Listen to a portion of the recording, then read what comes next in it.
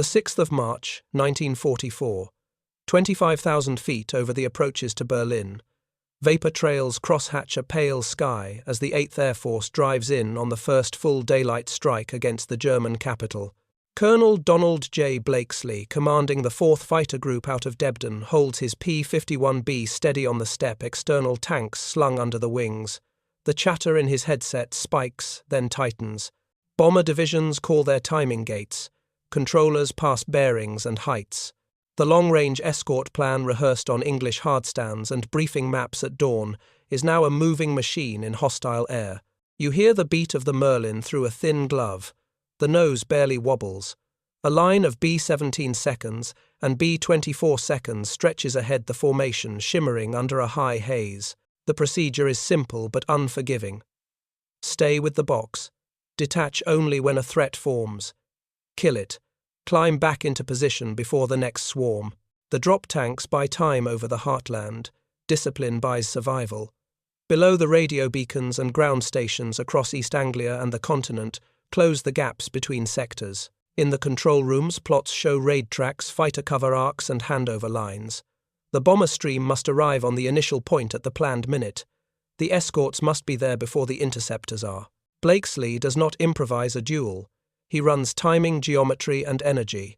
Flights are stacked high and wide on the bomber beam to deny head-on passes. Elements rotate forward to pounce and then reset into altitude blocks. The first call is a distant speck 12 o'clock high descending. Then the speck multiplies into a fan of dark seeds that cut contrails with knife strokes. Jagdgeschwader from Luftwaffe Reich have been vectored off Würzburg and Brandenburg by their own radar controllers. A classic head-on is forming. The bomber leaders hold course. The escort script flips pages without drama. 2 Mustang sections lift their noses and advance into a crossing bracket. This is not a joust. It is an intercept of the intercept. The lead section slides just above the bomber top cover line to force the German flight either to climb and lose speed or to dive through at a compromised angle. The second section, offset and higher, waits to cut the apex. When the German formation commits, the first pair snaps a short burst to break cohesion and generate a defensive reflex. The second pair then dives into the turn the enemy has just started, not where he began. The aim is not a glorious single fight on the deck. The aim is to keep the bombers unmolested through the bomb run, while keeping American fighters in position for the next wave. On the Berlin approach, the plan works often enough to matter. Not always clean, never bloodless, but predictably enough to grind. P-47 seconds and P-38 seconds have escorted deep before. But the P-51, with twin 108-gallon paper tanks, changes endurance and altitude profiles in the center of the Reich. A Mustang can fight, climb back, and still ride shotgun through the turn. When a German swarm breaks into the B-17 nose guns, a pair of Mustangs materializes off the sunline and slashes through, then climbs back to the beam to anchor the cover. It is a relay, not a brawl. Inside, Berlin's defensive belt flak bursts step upward in black, then grey. The bombers tighten. Bomb run discipline holds. Toggles come out on command. The air smells of cordite and cold oil. There is no speech about winning the war today. There is only timing. The escort leader checks fuel and orders a quick drop to shake out the drag as the formation egresses. Drop tanks tumble and flash. Another relief group slides in fresh from a different English station right on the seam. The machine keeps rolling. On the ground, the American training and logistics machine that put these pilots here shows in the small details. Radios work. Spare parts arrived last night on schedule. Ground crews turned the birds before dawn under blackout. The briefing nailed the weather windows. Replacement pilots were on the roster because Training Command had shipped classes across the Atlantic without pause through winter. The pilots in this sky are not a handful of irreplaceable aces. They are competent, drilled and backed by a pipeline that is already planning for April. That pipeline is why the plan tolerates losses without collapsing. On the German side, the script phrase under pressure that feels mechanical. Veteran Staffelkapitani who know how to time a contraflow attack are fewer after the winter. Fuel allocations, pinch training and scramble time. New men strap in with fewer flight hours and less gunnery practice. The radar plots are still sharp, the vector calls still professional, but every climb to altitude costs gasoline that will not be replaced quickly. Every loss on the Berlin perimeter is a pilot who cannot be swapped one for one from a reserve that has shrunk. The plan that once depended on elite skill now depends on fragile arithmetic, and the arithmetic turns against them on days like this. Egress. The formation bends west. The escorts peel and reform by the book. There are holes in the bomber boxes, and there are missing voices on squadron nets, but the corridor home exists because procedure created it. The lesson that day is not a single duel, not a single name. It is the fact that a doctrine of radar warning controller handoffs, section discipline and endurance tanks delivers the bombers into and out of the most defended airspace in Europe on a timetable. It is the fact that the other side needs veterans to stop this and is running out of them. There will be other days, other cities and other fights, but the pattern has begun to lock in. The 20th of February, 1944. Pre-dawn East Anglia. The map boards show 5 days of targets under one heading Big Week. VIII Bomber Command will pound aircraft factories from Gotha to Regensburg. 15th Air Force will hit the southern tier from Foggia. General James H. Doolittle has just taken command of the 8th Air Force. His order is simple in wording, hard in execution: escort the bombers to the target, but do not tie fighters to close cover if the intercept picture offers a chance to break the enemy.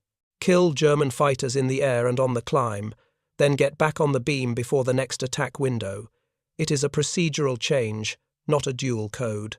It assumes radar warning controller handoffs, disciplined sections, and the endurance that drop tanks finally deliver.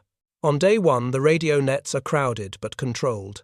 Ground stations vector VIII Fighter Command, groups by altitude blocks one stack to blunt head-on, passes another to cut the down-sun apex, a roving top cover to pounce on newly climbing Staffeln. Col Hubert Zemke, leading the 56th Fighter Group in P-47 seconds, spreads his squadrons in a fan that bends around the bomber stream.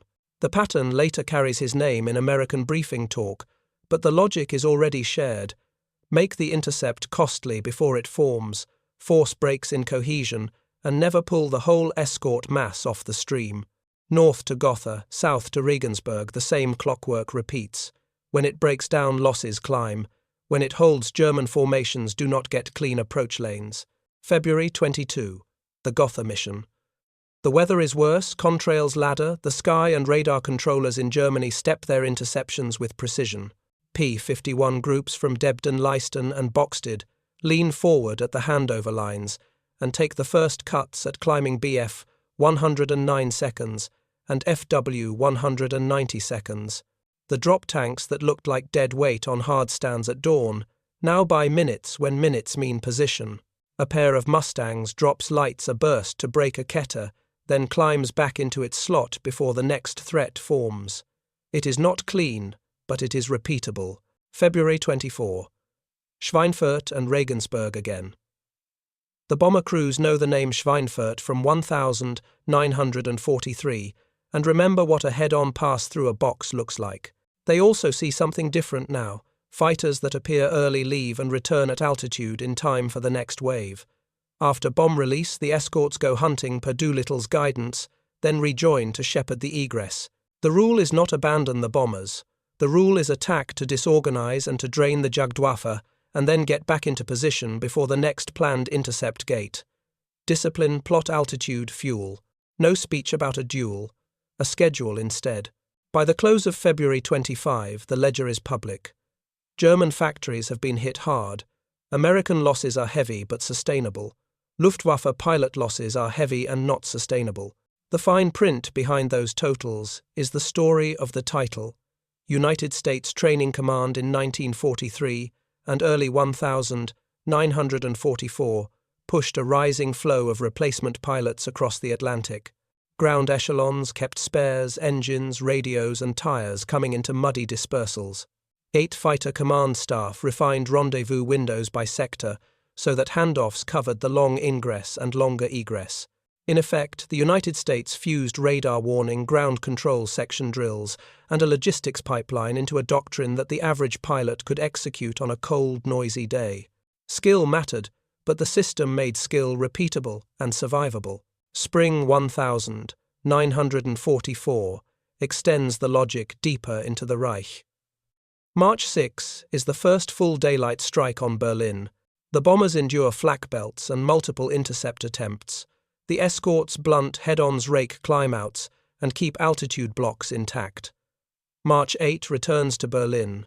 March 16 goes to Augsburg. Each time the German side must husband fuel climb on warning and throw in veterans who can lead a complicated intercept through boxes of guns and stacks of escorts. Every loss in a Staffel is painful. Every loss of a senior pilot is worse. Training hours in Germany fall under fuel rationing. Conversion to new types is rushed. Green men arrive with fewer gunnery sorties. The Luftwaffe is still dangerous. It is not yet broken, but the slope is set.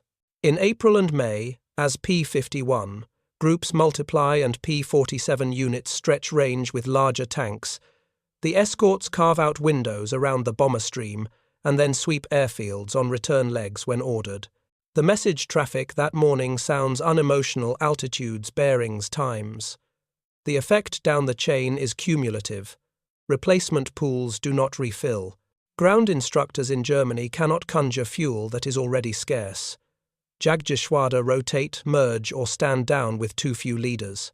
The United States side has replacements trained on the same radio procedures, the same section drills, and the same rendezvous mathematics.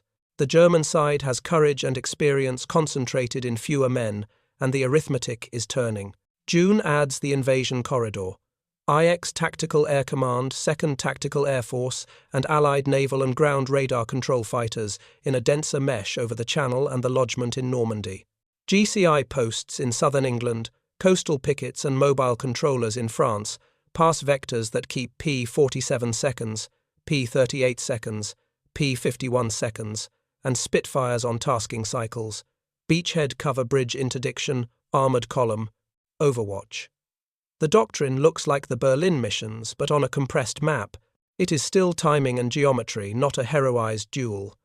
It is still the pipeline that keeps cockpits filled and machines serviceable, that lets the doctrine persist through weather days and heavy loss days alike. Late 1944 closes the loop on the title. The bomber offensive has forced the Jagdwaffe to bleed veteran cadres.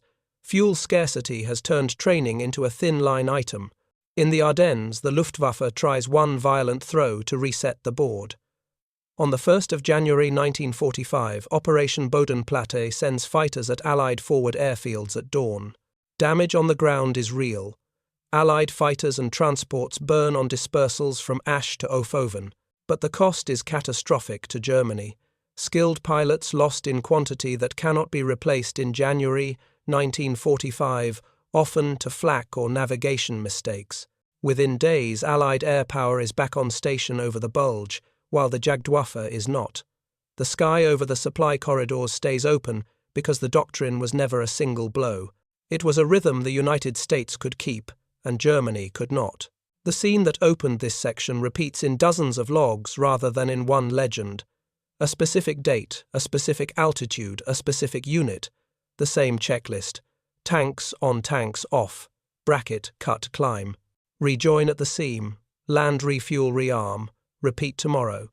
It is not elegant phrasing that grinds down an air force. It is a script that runs every day until the other side runs out of pilots. The 6th of June, 1944. Dawn over the Channel. The air smells of wet canvas and fuel. A net of radar plots crawls across boards from Portsmouth to Uxbridge. Allied controllers speak in clipped vectors. IX Tactical Air Command, XIM Tactical Air Command, and 2nd Tactical Air Force run cover over beaches and convoys. P-47. Thunderbolt squadrons from the 56th, 78th, and 365th Fighter Groups rotate in timed orbits. RAF Tempest and Spitfire wings cut low-level lanes. The plan is layered and procedural. Beachhead patrols hold altitude blocks. Armed wreckies move by phase line.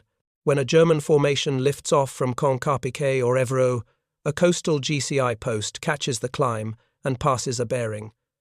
Sections move, intercept, and then reform at assigned heights to avoid blue on blue. The corridor for ships and landing craft remains open, not by duel, but by schedule. On the ground in Normandy, mobile fighter control units establish forward direction posts behind hedgerows and church towers. Radio trucks with SCR-5, 8-4 and liaison links jump from field to field as lines move inland. A controller calls a bearing for the 352nd Fighter Group out of Bodny.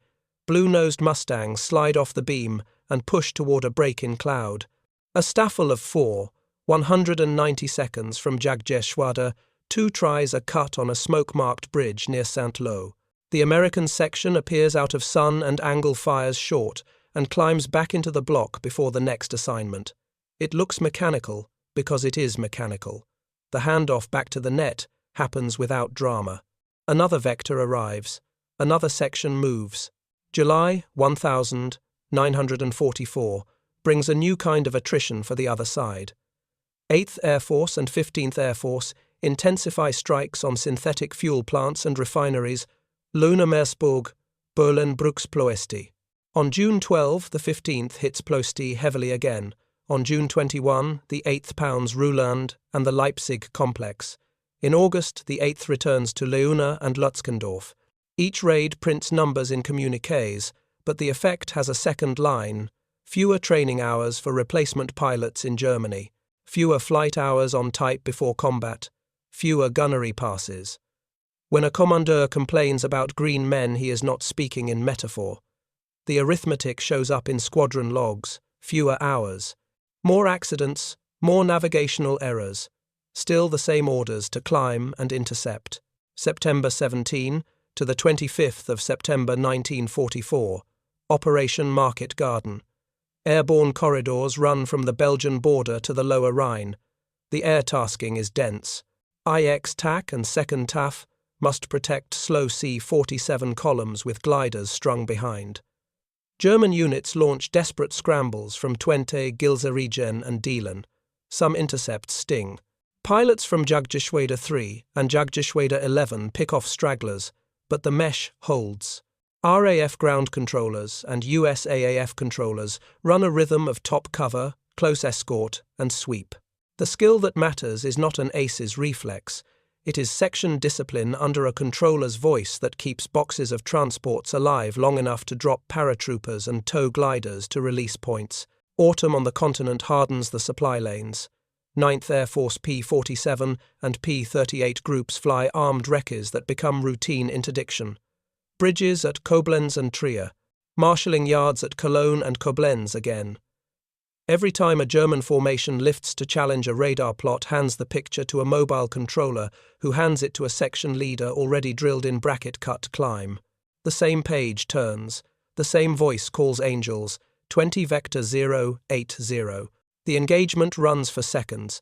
The rejoin runs for minutes. The corridor to the front stays open. Inside Germany, the training picture tightens further. Allied strikes on fuel and transportation limit both hours and the ability to move units between sectors. Jagdgeschwader combine and reduce. Staffelkapitani with pre-war experience take on too many duties. A new Unteroffizier logs his first combat sortie with fewer hours than a pre-war cadet logged in a month. He faces a sky where escorts appear from altitude blocks that do not drift. The veteran beside him can still time a crossing attack. He cannot conjure fuel spare engines or rested replacements. November 1944. The push toward the Rhine. 8th Air Force returns to the oil targets and to marshalling yards feeding the Western Front. 15th Air Force does the same into Austria and Hungary. Controllers in Belgium and France manage a winter sky with icing layers and low cloud. The procedure does not change because the weather worsens. Only the margins change. A P-51 section from the 357th Fighter Group climbs blind through a hole, pops over a deck at 22,000 feet, and finds a line of contrails. A call, a bracket, a short burst. A climb back to the block. The bombers behind them are late by minutes, but not by miles, because the escort script tolerates delay without unraveling. The 1st of January 1945. Operation Bodenplatte. German fighters hit Allied forward fields at dawn across the Low Countries. Smoke pillars rise over Ash-Ofoven Street Trond. Damage is real. But escorts from VIII Fighter Command still form over bomber streams within days. IX TAC still runs cover over the bulge. Transport corridors into the Ardennes remain usable because the attacking force has paid a price in veteran pilots that cannot be repaid. The United States pipeline continues to ship trained men and serviceable aircraft. Ground crews lift new props onto fresh engines. Controllers return to their consoles. The net fills again. Spring 1945. The Rhine is crossed. Bridges at Remagen draw flak and fighters. The escort plan keeps lanes open long enough for engineers to work and for supply columns to cross. It is not a duel that wins the lane at Remagen. It is a pattern of plots, vectors, sections, and replacements that does not collapse under loss. A German Schwarm can still bite hard. It cannot repeat the bite every day across a front that stretches from the North Sea to the Alps. The title writes itself in logs rather than in legend. Why United States tactics kept the skies open while Germany ran out of pilots is a story of procedure plus a pipeline. The procedure is escort doctrine. The pipeline is fuel training hours, radios, spares, and men. The 1st of January 1945, first light over Ash, Belgium, frost on grass, warm engines ticking under canvas. A siren cuts the field as dark shapes crest the tree line low. W 190 seconds and BF 109 seconds slash into circuit altitude. Guns already hot. It is Operation Bodenplatte, the Luftwaffe's New Year strike on Allied forward airfields. At Ash, the alert flight of the 352nd Fighter Group claws into the air through smoke. Lieutenant Colonel John C. Meyer rams the throttle forward, wheels up in ground fire, and rolls into a head-on pass within seconds of lift. The radios are not poetic. They are numbers, headings, altitudes. The controller voice is steady even as tents burn on the perimeter. Scramble. Vector. Climb to the block. Cut into the threat axis. The takeoff under attack is a violent moment. The fight that follows is the same escort doctrine now over a home field. Across the Low Countries the picture is similar. Strikes hit Ofoven Street, Trond, and other advanced fields. Wreckage burns. The damage is real. But the trade is worse for Germany. Veteran leaders who can time a weave through flak belts and make a head-on break under a box's guns are lost at a rate that training command cannot backfill in January. Many attackers are shot down by Allied flak short of target or on egress. Within days, VIII Fighter Command is again forming over bomber streams at altitude gates. IX Tactical Air Command is again riding cover above the bulge. The Allied controller net, hardened by months of escort work and invasion cover, resumes its cadence. The sky over the supply lanes stays usable because the script did not depend on a single field or a single morning.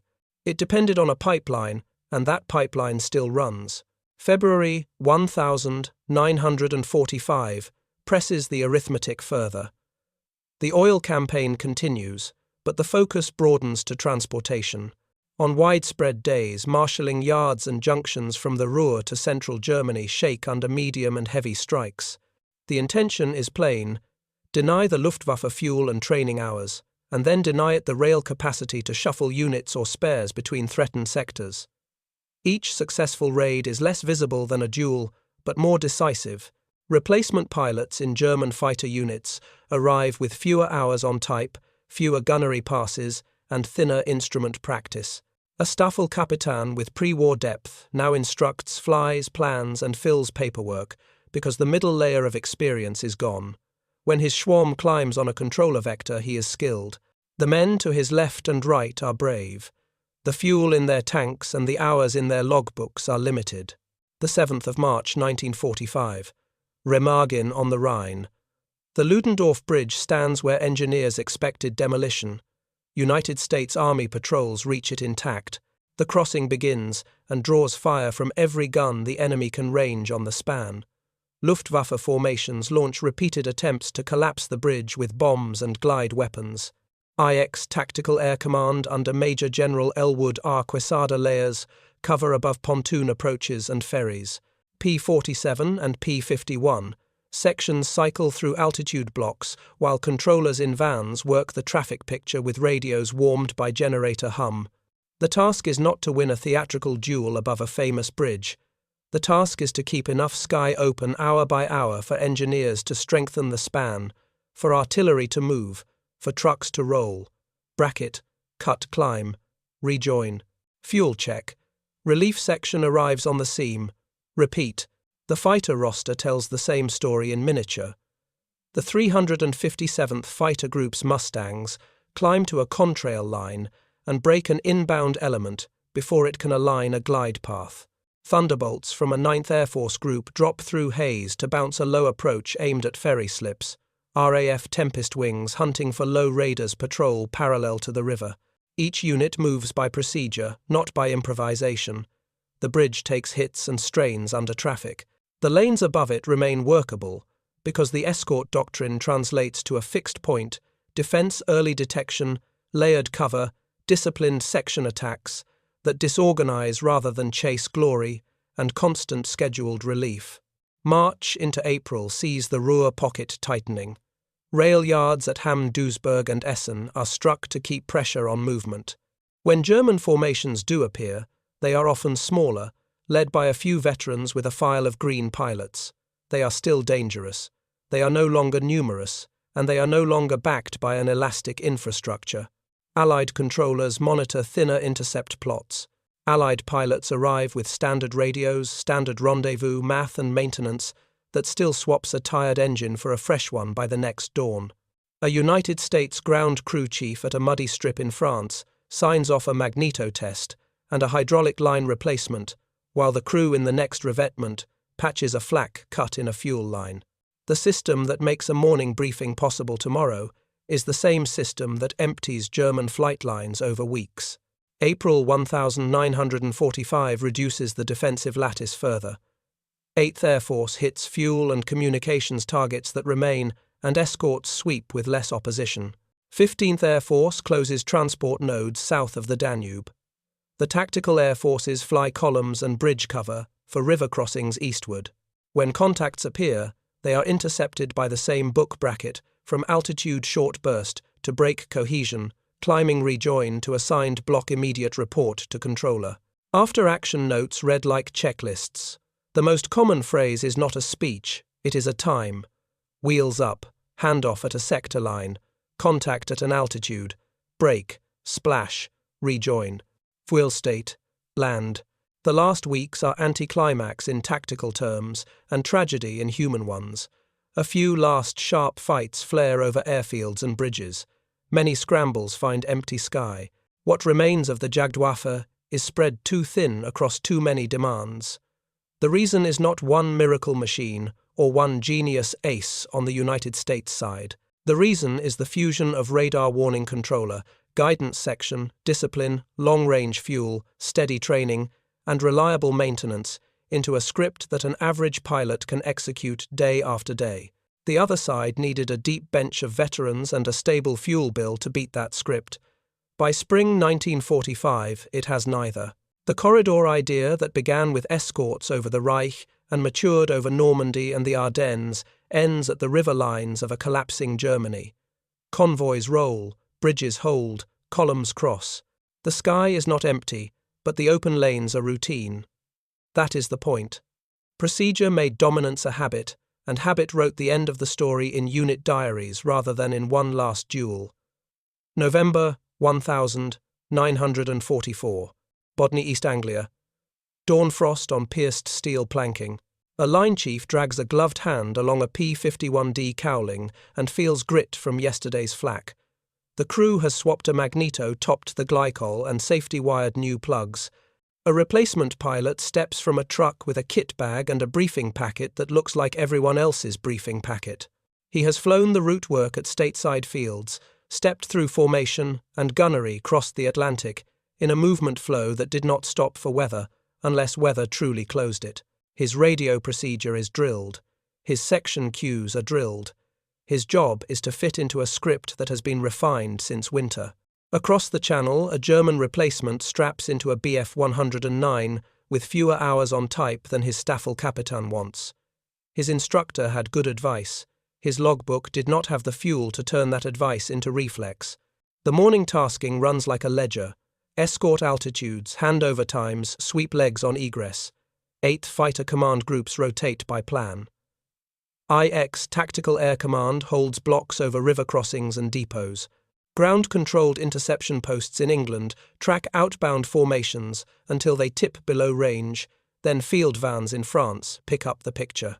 There is human drama at each cockpit, but the point of the system is to reduce personal improvisation. A pilot who is average on Monday must be effective on Monday because the corridor has to stay open on Monday and then again on Tuesday. On the German side, in late 1944, the arithmetic behind the cockpit is harsh. Geschwader that once relied on a deep bench of veterans now juggle shortages, fuel that cuts training hours, spares that keep airframes grounded, instructors who must fly combat because there are not enough leaders. Operations officers plan scrambles with careful rationing of gasoline that will not be delivered next week. A commandeur can still mass a sharp intercept at a chosen point. He cannot keep doing it day after day across the breadth of the Western Front, while the oil campaign wrecks synthetic plants and transport strikes cut the marshalling yards that feed the next trains of drums and the next box of engines. The daily rhythm that keeps Allied lanes open looks ordinary from the ground, which is why it works. A controller in a caravan checks a grease pencil circle that marks a patrol box. A radio operator calls a vector that is 2 degrees off the one she called yesterday because the wind is different. A section leader in a Thunderbolt checks fuel and calls a short report engaged, broke cohesion, rejoined. The language is not epic, it is functional. The effect is cumulative. Every clean handoff denies the enemy an easy approach. Every rejoin in the assigned block means the next wave of bombers or transports will not meet a gap. The system assumes that an average pilot can do this because the system supplies training radios, spares, and rest cycles that make average good enough. When aces matter, they matter inside this frame. Col Donald J. Blakeslee's Debden Group sets a tone for aggression under control. Col Hubert Zemke's 56th builds a reputation for altitude management and disciplined energy fighting. The 357th's leaders drill their squadrons on fast rejoin and short violent cuts. But the title is not about a duel between famous names. It is about the fact that these groups can lose leaders to rotation, to wounds, or to transfer, and the procedure still runs. New section leaders inherit the same timing gates, the same rendezvous math, the same controller links, the same maintenance standards. A German Staffel with a brilliant leader can still cut a bomber box. Without fuel for broad training, and without a thick layer of experienced element leaders, that Staffel cannot sustain that effect over months. Consider a transport day in late 1944 on the continent. See 47 columns drag gliders or carry fuel bladders forward. The weather is marginal. A mobile controller watches a cluttered scope and passes a calm vector. A P-51 pair from the 352nd Fighter Group edges along a cloud street and finds 2 contacts turning in for a cut at treetop height. The fight lasts 20 seconds. The rejoin takes 2 minutes. The transports move through a lane that remains open because 2 minutes earlier, a different section cleared a different corner of the picture. The corridor is a braid of timed actions, not a single slash of drama. Replacement procedures show the same logic. The United States pipeline sends pilots forward with standard checklists and an expectation that the unit will fit them into a practiced pattern. A group's training flight in the afternoon looks like a thinner version of the morning mission section takeoffs by timing, rendezvous by clock, and compass bracket drills by altitude block. If a pilot rotates out his replacement, steps into a known seat. In Germany, a replacement may arrive at a forward field that has just relocated under pressure. He meets a leader who is competent and tired. He hears procedures that are sound. He does not get the fuel cushion to turn them into habit before the next scramble. By early 1945, the outcome of this contrast is visible in details. Allied debrief forms repeat the same terms. Controller call bracket short burst climb rejoin. German debriefs that survive show brave efforts by units with uneven experience. Bodenplatte's losses drain precious leaders. The oil and transport strikes continue to clip the wings of training and movement. When a German Schwarm does appear, it is often smaller than last summer, led by a veteran who is now surrounded by men who did not have enough gunnery passes before first combat. They still hit hard when they hit. They do not hit as often, and they do not replace losses on any schedule that can keep pace with Allied operations. The airfield tells the story in the plainest language. A crew truck arrives with tires, a prop cart arrives with a crate, a trailer arrives with fuel. A pilot steps down the ladder at end of sortie and signs a form. The aircraft is turned and fueled for the next cycle. Weather moves in. The cycle flexes but does not break. The next morning, another set of hands repeats the same tasks. This ordinariness is the strategic fact.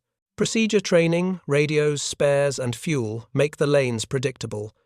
Predictable lanes let armies cross rivers and let bombers reach yards and refineries. Predictable lanes run day after day are how skies stay open while an opponent runs out of pilots. The 24th of March 1945. Morning haze over the lower Rhine. The river runs cold and high below a sky that is already crowded. See 47 seconds of IX Troop Carrier Command pull long grey strings of Horses and CG-4A gliders toward landing zones east of Wesel. Ahead and above them, IX Tactical Air Command and 2nd Tactical Air Force have carved a bracketed lane through flak belts and through what remains of German fighter coverage west of the Ruhr. Controllers in vans near Forward Corps headquarters tap grease pencils across scopes and chartboards. The calls are clipped and procedural. Vector, Angels, turn now, hold block, release. The corridor exists because the net is alive.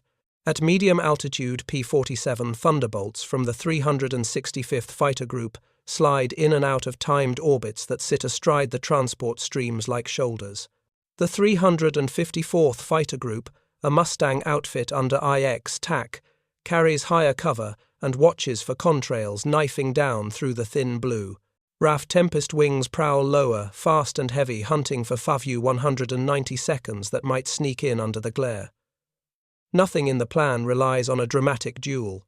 Everything in the plan relies on altitude blocks that do not drift, on handoffs that do not miss a minute, and on radios that cut through static even with generator trucks shaking the ground. The lift is huge. British 6th Airborne Division and United States 17th Airborne Division ride the straps. Glider pilots keep white knuckles on toe in choppy air. A Pathfinder report is good enough to commit. German flak teams along the east bank snap to their sights and fill lanes with black bursts that rise from tree lines and rail embankments. The sound inside a C-47 is canvas and engines, then a metallic thud when a fragment hits the floor. The pilot checks his cue, watches his toe, and holds the lane that a controller voice just confirmed in his ear. A P-47 section drops half a mile left and rakes a flak position that started to climb toward the stream, then climbs back into its block before the next vector. Over the radio net, nobody has time for speeches, bearings and heights only. A small German formation tries a cut from the northeast. It is a staffel, at most likely from a unit that has shifted fields 3 times in the last month. They are brave and quick. Their leader is one of the veterans who still understands how to time a crossing attack through a crowded sky. The picture is not clean. Contrails break, sun angles shift, and the transports cannot dodge. The counter is the book. A high Mustang pair drops out of top cover on a descending line, not to chase but to break cohesion. At the moment the German element must hold still to a line. A second pair, already offset, cuts across the expected escape turn. Short bursts. No long chase. Climb back to the block. Report fuel. The transports keep moving. On the deck, British gunners on the west bank watch for silhouettes slewing low and fast and call in bearings when they see them. Forward controllers in caravans near the Rhine bridges call those bearings back to fighters already stacked by altitude and area. The loop is tight. A P-47 section that just finished a suppression run on a flak pit north of Dyersfurt is retasked before it levels its wings. It moves 30 degrees right and dives, then climbs out as the tow lines ahead begin to slacken and gliders peel off into landing zones. The must of cut grass and spilled fuel rises from fields where airborne troops roll, cut out and run for cover. Varsity looks different from a bomber day over the Reich, but the doctrine is the same. The transports are slower and more vulnerable than a box of B-17 seconds. The escorts must hold blocks and rejoin on tighter timing. Ground control and air control share a mesh that bends with the river and with the drop schedule. The language in logs is still the language of a procedure that trusts average pilots to execute with calm under noise. The reason it works on a day when every flak gun in range is awake is that the system still has trained hands for the nets, trained leaders for the sections, serviceable radios, and enough fuel to keep stacks filled until the last glider is down. On the German side of the river, the same arithmetic that has weighed on the Jagdwaffe since winter is now a set of iron numbers. Fuel is short, training hours are thin. Movement between fields is restricted by rail strikes that have turned junctions into twisted steel. A Commodore can still order a climb for a quick, hard throw at a vulnerable point. He cannot hold aircraft on station for an hour against a corridor that refreshes its cover every few minutes, and he cannot replace 3 experienced leaders lost in a morning that chews through men and engines at a rate that January already made impossible. Once the glider waves are down and parachutes have drifted into ditches and hedgerows, the airplan shifts gears without flourish. Fighter bombers begin armed recces and immediate requests in support of airborne brigades securing woods and crossroads east of the river. Top cover remains for the trickle of returns and the inevitable medevac runs. The radios keep their rhythm: contact, burst, climb, rejoin, fuel state, land. The corridor does not close when the last man hits the field. It stays open through the afternoon, because engineers are already building up exits, because columns need sky above bridges, and because experience has taught every controller which corner of the map will try to bite at dusk. There are personal moments that later readers look for. A pilot lands on 3 cylinders and rolls to a stop near a stack of pierced steel planking. A glider team hauls a gun off a skid and drags it up a hedgerow lane as a tempest growls over the treetops. A Mustang crew chief wipes oil off a cowling and looks for a hole that is not there. Those moments are real. They are parts of a machine that runs because it has been built to run through weather loss and noise. Varsity proves that the escort doctrine that carried bombers to Berlin can be translated without sentiment into a river crossing that must work on a chosen day. It proves that the same fusion of radar plots, controller voices, section discipline, and a full pipeline keeps a sky open long enough for an army to cross. The afternoon ends with fuel trucks bumping over ruts and with ground crews laying out chocks for the next cycle. The river glows under a thin sun. The last fighters peel out of their blocks by the book. The corridor held. It held because procedure and logistics made heroics unnecessary. It held because the other side could not pay the price in leaders and fuel to break it more than once in a day. That is the title in action written as times, bearings, and altitudes rather than as a legend. The 10th of April 1945. Morning over central Germany, a haze line sits below contrails that look thin compared to the winter. 8th Air Force heavies run to marshalling yards that still move freight. 15th Air Force pushes north from Italy against transport nodes south of the Danube. Escort groups brief on the same boards that have set times, altitudes, and handover lines since winter. The radios sound familiar. Controllers call bearings and heights. Section leaders repeat short, flat phrases. The sky is quieter, but the procedure does not relax.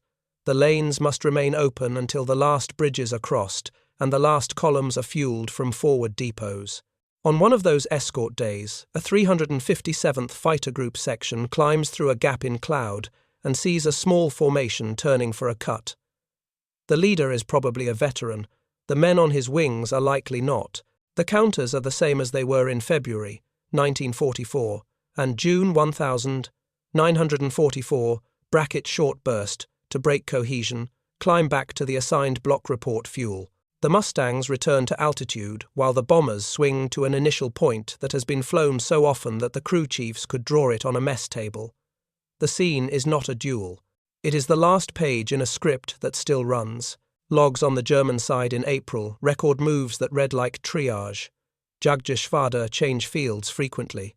Some leaders shift to emergency units. Others try to keep a cadre around a shrinking staff. Fuel is short enough that training flights are rare and short. When a scramble order comes, young pilots strap in with fewer hours than anyone would have accepted in 1942. They climb on a controller vector that is still professional in tone, even as the picture grows thin. The veterans who remain still know the angles that deny a bomber formation a clean run, but they cannot be everywhere, and they cannot make green men old by force of will. At the Rhine, and then east of the river, Allied tactical air keeps the corridors above bridges and columns. IX Tactical Air Command and 2nd Tactical Air Force continue the rhythm that was visible over Normandy and again at the Ardennes. Mobile caravans hum. Grease pencil marks shift by inches on transparent overlays. A P-47 section arrives on time to suppress flak that has woken near a pontoon exit. A Mustang pair holds top cover at an altitude gate that a controller calls out with a voice that sounds as steady as it did in June 1944. The point is not that the air battles are gone. The point is that the system has made the open lane a habit, and a habit is harder to break than a single plan. There is a temptation even in April to telescope the story into famous names and single types. A reader might ask for a list of aces, a single aircraft that explains everything, or a last stand that changes the slope. The unit diaries argue against that impulse. The words that appear again and again are times, altitudes, headings, fuel states, and maintenance actions. The names that appear are real, and they matter, but they matter most as parts of a doctrine that allowed average men to execute well enough every day. Col Donald J. Blakeslee is still a standard for aggression under control at Debden. Col Hubert Zemke's altitude discipline is still a reference. Groups like the 352nd, 355th, 356th, and 357th, and 9th Air Force Thunderbolt outfits that lived over roads and rivers still fly by the same book. If one leader rotates, or is wounded, the section drills and controller nets do not vanish with him. April shades into May. Bridges over the Elbe and the Danube draw less opposition with each week. Transport lanes for medical evacuation and supply continue to get priority. Weather sometimes closes an altitude gate. The mesh bends. A controller calls a different handoff time. A section repositions by habit.